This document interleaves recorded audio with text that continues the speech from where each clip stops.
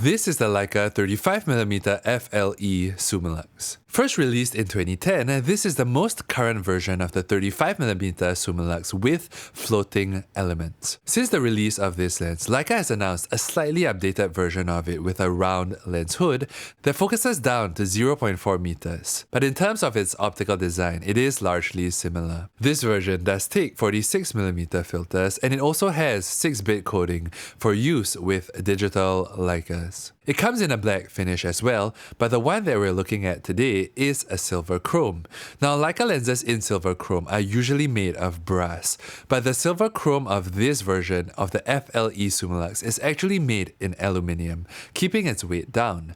Without a filter and back cap, it comes in at just about 332 grams, which isn't heavy at all. And when mounted onto a film Leica, it comes in at just under 950 grams, which may not be super light, but I personally consider setups under 1 kilogram to be really lightweight. It measures just under 5.6 centimeters wide and is just over 5.8 centimeters tall. Here's just how big it is compared to a roll of film, a deck of cards, a 6.5-inch iPhone, a Canon DSLR also with a 35mm f1.4 lens, and a Pentax 6-7. Here's what it looks like when mounted onto a black paint Leica MP, and a chrome lens mounted onto a black body. It's casually called a chrome nose, which has kinda grown on me over time. And here's what it looks like when mounted onto a silver chrome Leica MP. Now, while both of these use silver chrome, an interesting point to take note of is that because my silver chrome Leica MP is a later serial number one released after 2020, it has a slightly more matte finish compared to the lens, which was released a few years back.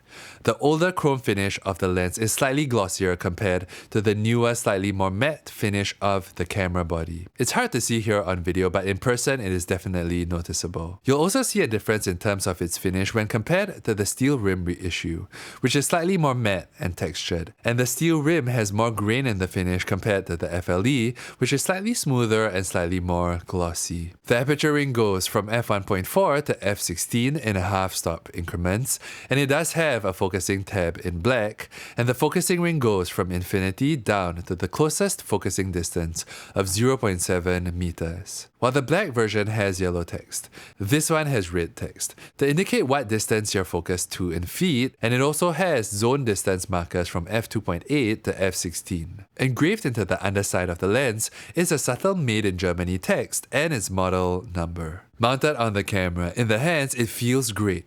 Not as quick and zippy as my pre-aspherical Summilux, but still a really nice match. The focusing ring is really smooth, but the aperture ring on most units are slightly looser than other Leica lenses, so if you're picky about that, this is something to take note of. But its optical design is one that I'm really fond of. If I didn't gravitate towards vintage lenses, this and the aspherical Summilux would be the 35mm lenses that I reach for. It does render in a modern way, but it's not too clinical compared to, say, the 35mm Apo Summicron.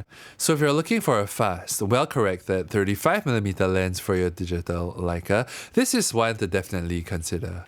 That's all for today's video. Jeremy here. If you want to watch more in the hands videos like this, subscribe and I'll see you in the next video.